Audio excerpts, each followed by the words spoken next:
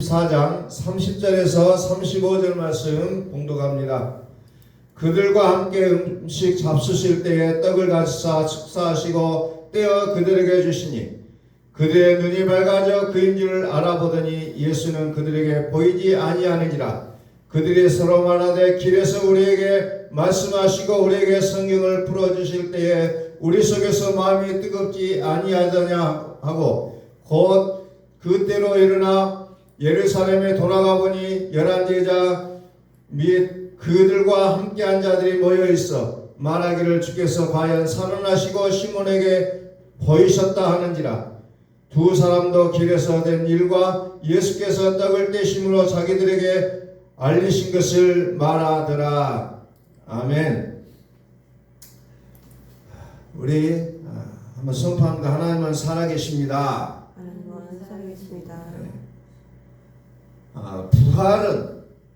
부활은 그리스도께서 살아나셨다는 사실을 우리가 다시 한번 공포하는 날입니다.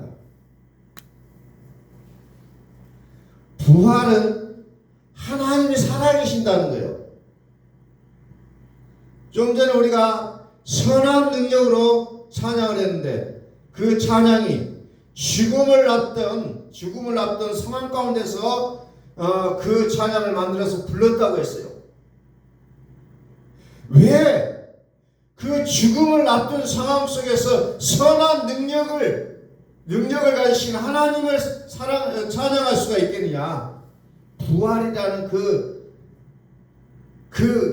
그것이 그들의 마음속에 가득 차 있기 때문에 나는 이 세상의 어떤 것으로 인해서 세상이 생명이 끝난다 할지라도 그것으로 끝나는 것이 아니라 부활이 있다는 것을 믿음을 가졌다는 거죠. 그래서 영광의 새날을 맞이하리, 승리의 새날을 맞이하리 하면서 찬양할 수 있는 것은 부활에 대한 영광, 소망이 있었다는 겁니다. 오늘 본문의 말씀은 부활하신 그리스도가 그들의 제자들에게 나타나셔서 함께 잡수시고 떡을 나누시는 그런 장면이 나오고 있는 내용이에요.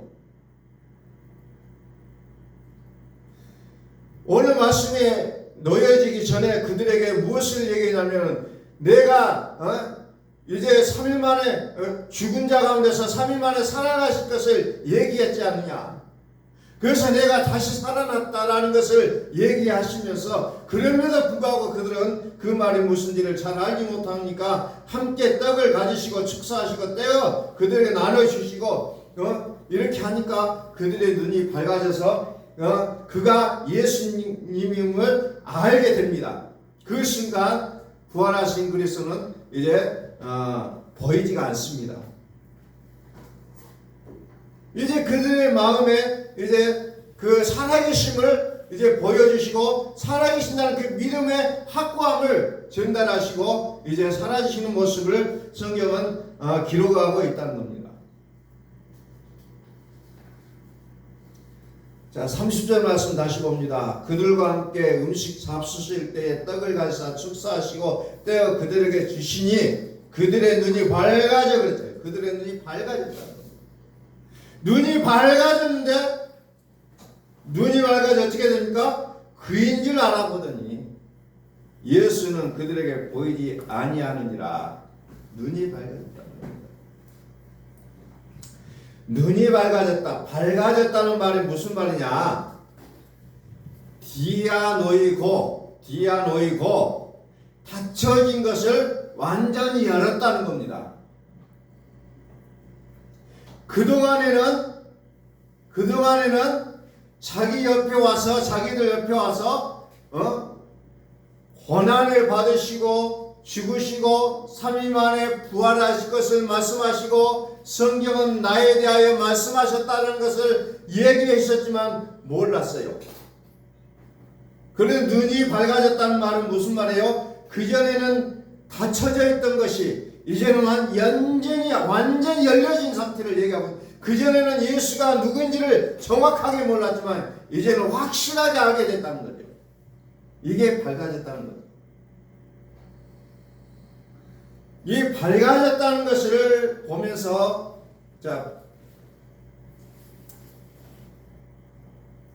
밝아졌다는 것을 보면서 제가 이제 떠오르는 성경 구절이 하나 있어요. 그것은 창세기 3장에 나오는 성경 구절이죠. 창세기 3장에 보면은 5절에 너희가 그것을 먹는 날에는 너희 눈이 밝아져 하나님과 같이 되어 선악을 알 줄 하나님이 아십니라. 뱀이 여자에게 넌지시 건네는 말 중에 너희들의 그것을 먹는 날에는 너희 눈이 밝아진다. 그래서 그 얘기를 듣고 다시 한번 동산 중앙에 있는 나무를 보니까 먹음직도 하고 보암직도 하고 지혜롭게 할 만큼 탐스럽게 보였다는 거죠.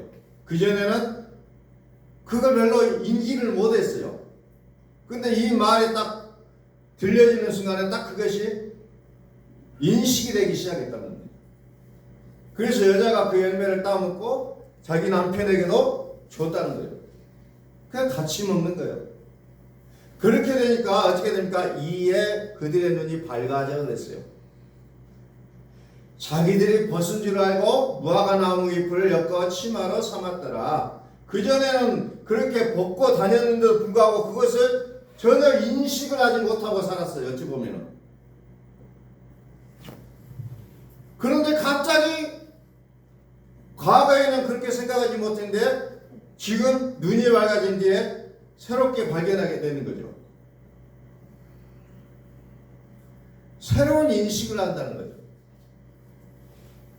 예수님의 제자들이 예수님과 함께 예수님에게 이제 성경을 배우고 같이 다니고 먹고 마실 때 그가 그리스도인지를 인지를 못해요. 내가 그니라고 해도 말을 해도 잘 몰라요. 그런데 그들의 눈이 밝아지니까 완전히 다른 세상 속으로 들어가게 된다는 겁니다. 세상이 바뀐 게 아니에요. 하나님이 살아계신다는 것이 우리 마음에 믿어진다고 해서 우리가 사는 것이 완전히 바꿔지는 게 아니라 우리의 이제 생각이나 이런 인식이 달라진다는 겁니다. 너희의 눈이 밝아져. 이제 예수님의 제자들이 눈이 밝아져 죄를 아담과 하와가 봤던 것과는 또 다른 그리스도가 주라는 사실을 그들은 확연하게 보게 된다는 겁니다.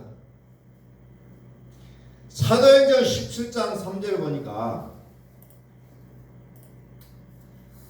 뜻을 풀어 17장 3절 뜻을 풀어 그리스도가 해를 받고 죽은 자 가운데서 다시 살아날 것을 증언하고 이르되 내가 너희에게 전하는 이 예수가 곧 그리스도라 하니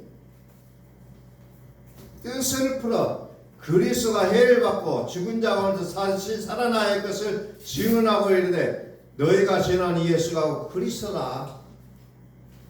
이때부터서 이제 복음을 받는 자의 그 눈빛이 달라진다는 겁니다. 왜? 복음이 무엇인지를 알고 그리스도가 누구인가를 정확하게 하니까 이제 삶의 인식이 달라진다는 겁니다.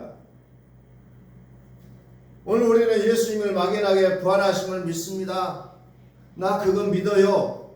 한데 얼마만큼 우리의 생각이 바뀌어지는가 하는 거예요.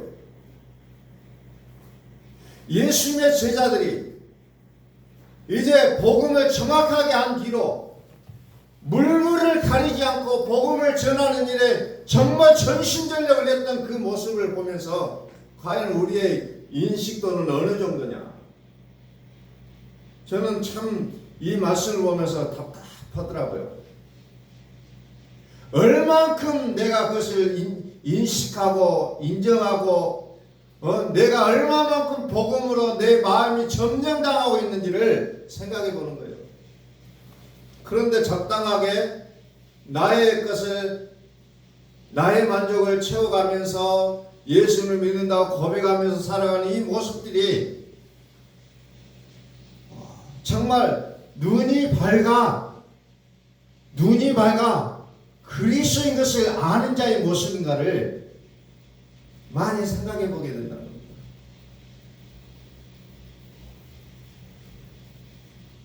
그들의 눈이 밝아져 그인 줄 알아보더니 예수는 그들에게 보이지 아니하시는지라. 끝까지 그 살아계신 그리스도가 보여야 될 건데 눈이 밝아져 그인 줄 아는 순간에 이제 예수는 그들에게 보이지 않아버렸다는 거예요. 그러니까 인간이 믿음으로 살아가는 것이 결코 쉬운 일만은 또 아니라는 것을 우리는 보게 된다는 겁니다.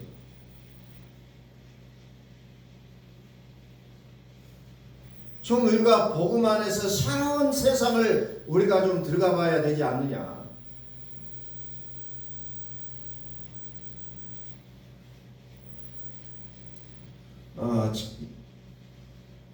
어제는 그 발톱을 무좀이 생겨가지고 오래됐죠.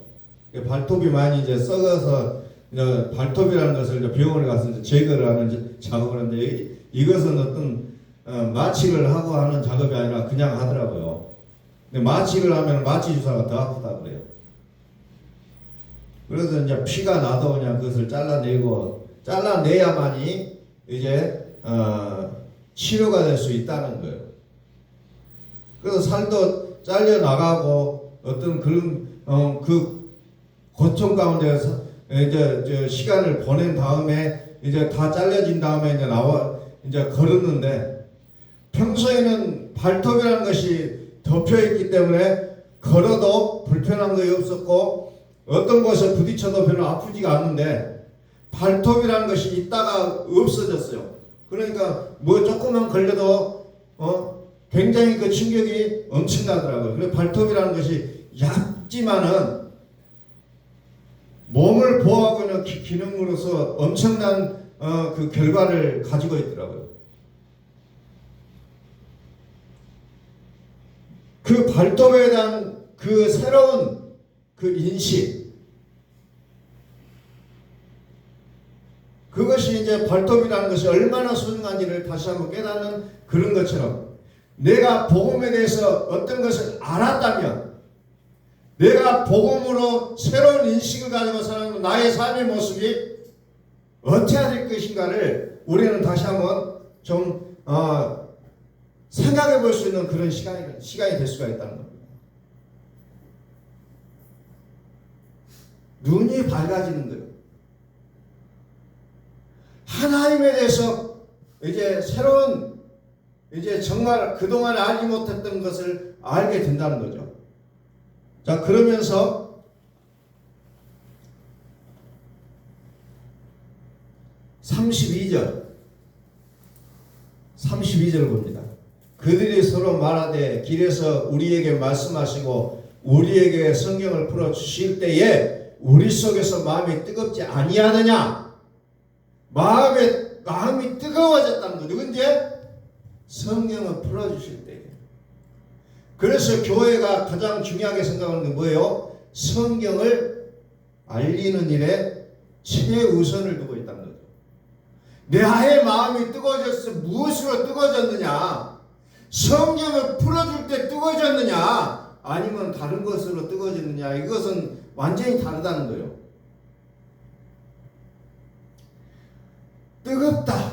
뜨겁다는 말이 무슨 말이에요?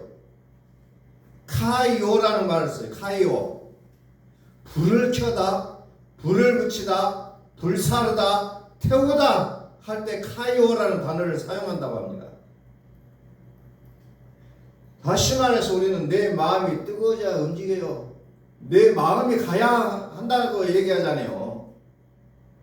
내 마음이 안 가니까 내가 복음을 위해서 살 수가 없는 거예요, 사실은.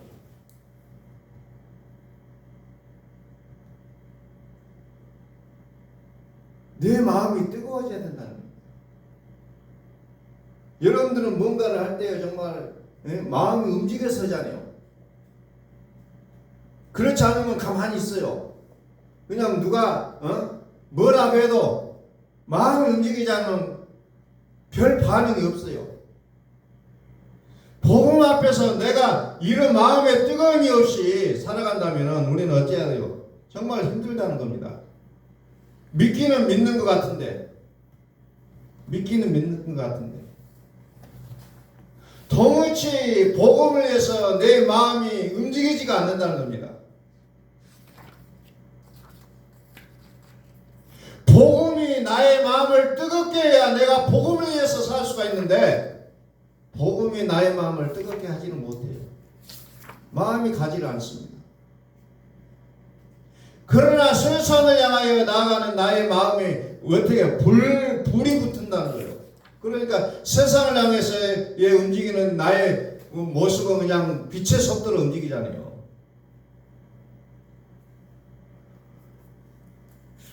내가 무엇을 중요하게 생각하느냐에 따라서 내가 하고 있는 행동이 나오게 되어 있다는 겁니다. 그래서 성경은 뭐라고요? 성경을 풀어줄 때 너희 마음이 뜨겁지 아니해야 되냐? 성경을 풀 때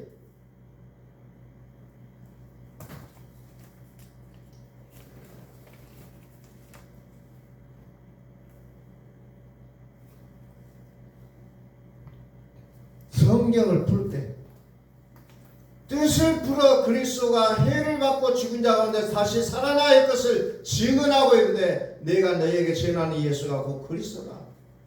그래서 사도들은 다니면서 이것을 중점적으로 설명을 하고 다녔다는 겁니다.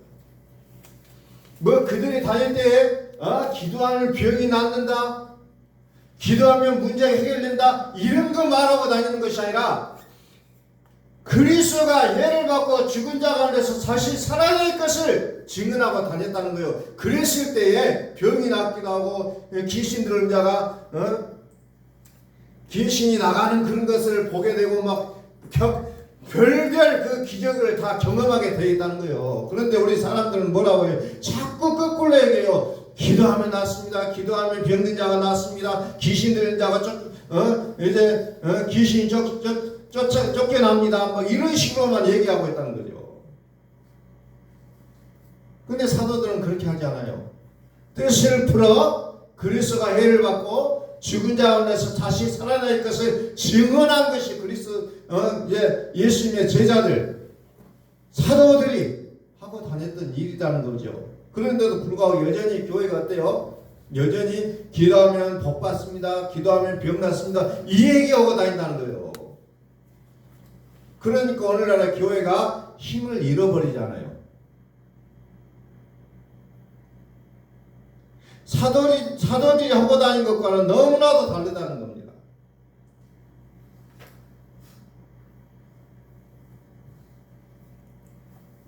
어떤 현상을 보고 믿는 거 아니에요. 나타나는 것으로 우리가 보는 게 아니에요. 복음은 오직 그리스도예요. 그리스도. 그러니까 우리는 나타나고 있는 것에 우리의 마음을 빼앗기지 말고 오직 그리스도에게 우리의 마음을 빼앗겨야 된다는 겁니다.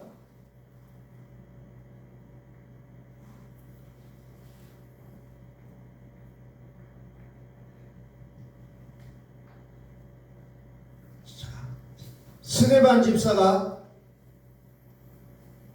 열심히 복음을 전하다가 유대인들에게 어떻게 됩니까? 돌에 맞아 죽습니다. 그런데 그가 돌에 맞으면서 숨을 거두기 전에 말합니다. 보라, 하늘이 열리고 인자가 하나님 우편에 서신 것을 보았다. 지금 보고 있다. 하늘이 열리고 인자가 하나님 우편에 서 계신다. 하늘이 열렸다는 겁니다. 다시 말해 그의 눈이 열렸다는 거죠. 밝아졌다는 겁니다. 눈이 밝아진 거예요. 오늘 우리는 하나님 앞에 기도할 수 있기를 원하는 하나님 내 눈이 밝아져 복음을 그리스도를 보기를 소원합니다. 내 눈이 밝아져 그리스도를 봐야 되겠습니다. 이게 안 되니까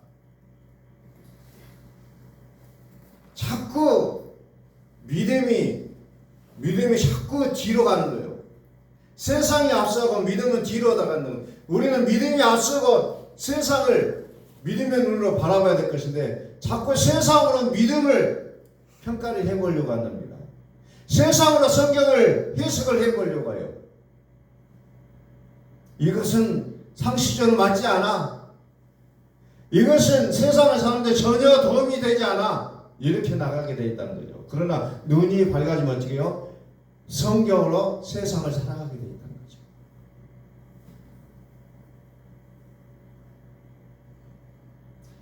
사도행전 2장을 한번 펴볼까요?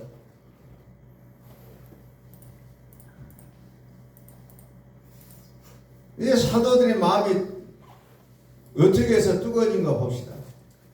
사도행전 2장 1절 오순절 날이 이미 이름에 그들이 다같이 한 곳에 모였더니 호련히 하늘로부터 급하고 강한 바람 같은 소리가 있어 그들이 앉은 온 집에 가득하며 마치 불의 혀처럼 갈라지는 것들이 그들에게 모여 각 사람 위에 하나씩 임하여 있더니 그들이 다 성령의 충만을 받고 성령이 말하게 하심을 따라 다른 언어들로 말하기 시작하니라. 이게 어찌 보면 사도들이 완전히 이제 우리 속된 말로 헷갈아가기 시작한 장면 여기에요. 사실은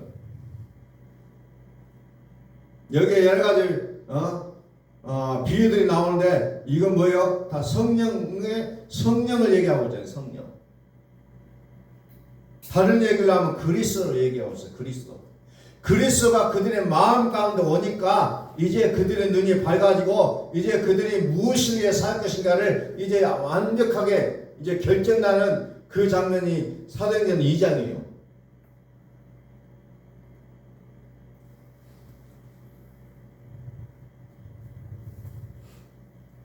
그들이 이때부터 이제 완전히 이제 헷갈아가는 거예요. 완전히 다른 세계를 사는 겁니다. 똑같은 물리적인 공간은 똑같은 세상 속이었지만 그들이 어렸을 때 자라왔던 그 자기들의 동네였지만 이제는 새로운 세상을 살아간다는 거죠. 믿음의 세계는 똑같은 공간에 있어요. 그럼에도 불구하고 완전히 새로운 세상을 살아갈 수밖에 없는 것이 믿음의 세계입니다. 그들의 마음이 이제 뜨거워진다는 겁니다. 그것은 무엇으로 가능합니까? 오직 그리스도로만 가능했다는 겁니다. 그래서 이때부터서 비로소 예수님의 제자들이 그리스도가 해를 받고 이제 다시 살아나신 것을 이야기하고 다니기 시작한다는 겁니다. 그전에는 뭐 했습니까? 주의 이름으로 귀신을 쫓아내고 주의 이름으로 병든 자를 치료해주고 주의 이름으로 목마른 자에게 물을 한 그릇 떠주고 이런 보고를 했잖아요. 과거에는.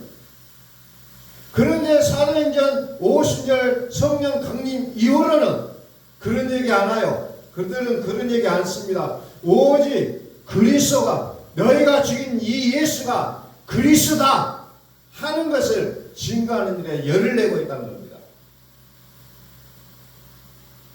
그래서 우리가 성경을 봐도 정확하게 봐야 되는지 부분적으로 봐버리면 엉뚱한 것에 초점이 가게 돼 있다는 거죠.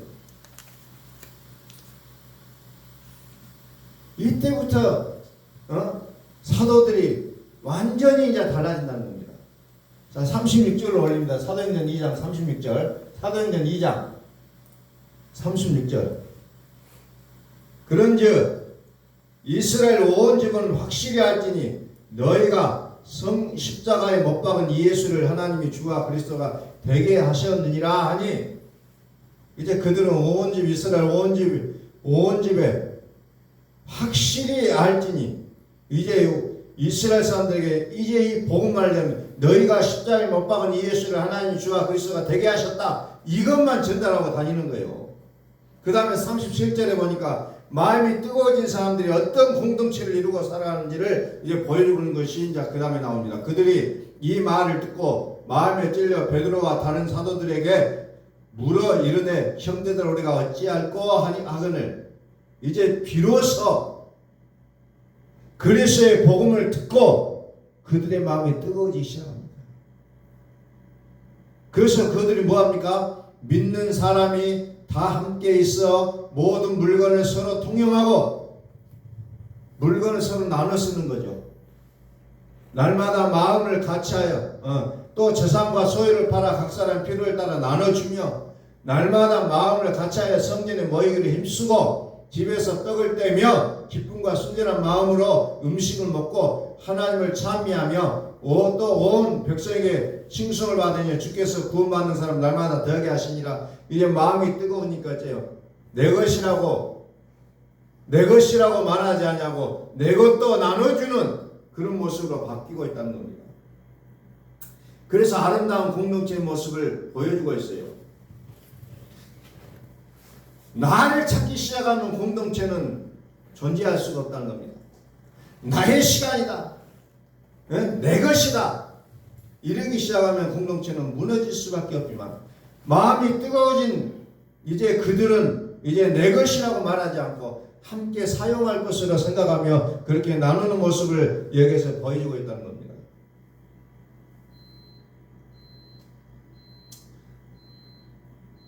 오늘 우리 교회가 이제 청소를 함께 하기 시작하는데 이제 한 바퀴 돌고 이제 다시 이제 다음 주부터 이제 다시 또 하게 돼요. 처음부터서. 그래서 참 이런 모습들도 어찌 보면은 마음이 뜨거워져야만 할 수 있는 일들이 아닐까 생각이 돼요. 왜? 시간이라는 것이 내일 하면 낼 수도 있지만은 참 그게 안 될 수도 있거든요.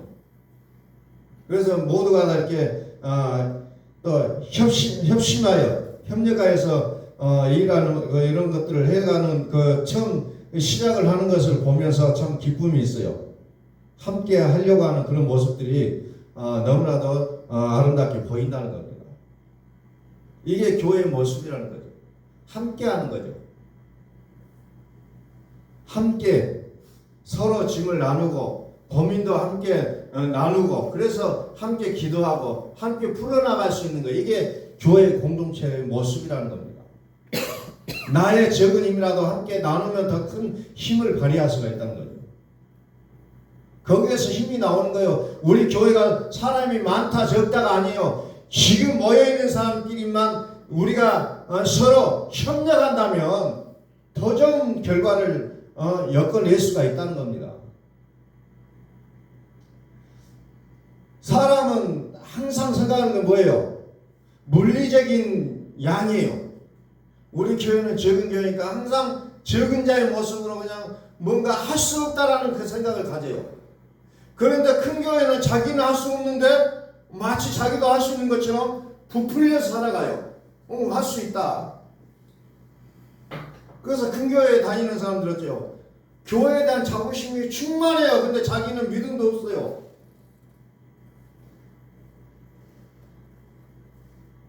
그러나 우리 적은 숫자를 보는 것이 아니라 우리 안에 거하시는 살아계신 하나님을 보시라는 거예요. 하나님을 보셔야 되는 거예요. 우리 안에 오셔서 우리를 대신해 살아주신 그리스도의 모습을 보시라는 거예요. 사람의 숫자를 보는 것이 아니라 3명도 할 수 있고 10명도 할 수 있고 20명도 할 수 있지만 할 수 있다는 거예요. 중요한 것은 오늘 말씀을 전달하는 눈이 밝았냐? 눈이 밝아져야 가능하다는 거예요. 죄인의 모습으로 살아가는 아담과 하와는 눈이 밝아져서 그렇게 살잖아요. 그동안은 하나님과 같이 살았던 것이 너무나도 좋았는데 왜 하나님이 보이지? 그래서 숨잖아요. 그러나 사도들은 어때요? 눈이 밝아지니까 어때요? 그리스도가 주님이라는 사실을 만방에 전달하고 살아가잖아요. 사도들이 숫자 게임 하지 않았어요. 우리는 12명밖에 없다, 500명밖에 없다, 그런 얘기 하지 않아요. 그냥 가는 곳곳마다 다니면서 너희가 죽인 이 예수가 그리스도시다. 이것을 그들에게 강력하게 심어주고만 다녔다는 겁니다. 결과는 누가 하시냐? 하나님이 하신다는 거예요. 사도 바울이 말하잖아요. 우리가 물은 줬지만 자라나게 하시는 하나님이다. 우리 이 말씀을 모르는 사람 없어요. 그런데도 불구하고 우리는 자꾸 그 기가 꺾인다는 겁니다. 믿음에 대한 멘탈 우리가 강하게 좀 가져갔으면 좋겠어요. 저 사람이 더 좋게 사네? 그냥 그러면 무너져요. 저 사람이 더 나은 것 같은데, 교회 안 다녀도 저 사람이 더 잘 산 것 같은데, 여기에서 우리는 다 무너지잖아요. 믿음에 대한 멘탈을 우리가 좀 확실하게 좀 가져갔으면 좋겠다는 거예요.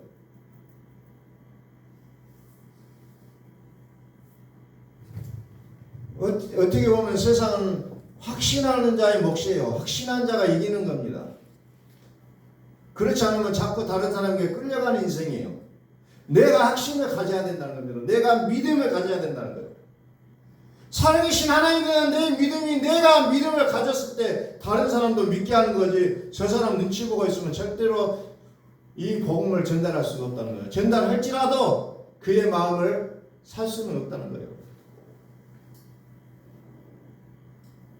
그래서 복음에 대한 눈이 밝아지고, 그래서 우리의 마음이 뜨거워지고, 그래서 사도들처럼 우리가 예수가 그리스도라는 사실을 우리가 증거하시는 우리의 삶이 되시기를 예수의 그리스도의 이름으로 선포합니다. 아멘. 기도하겠습니다.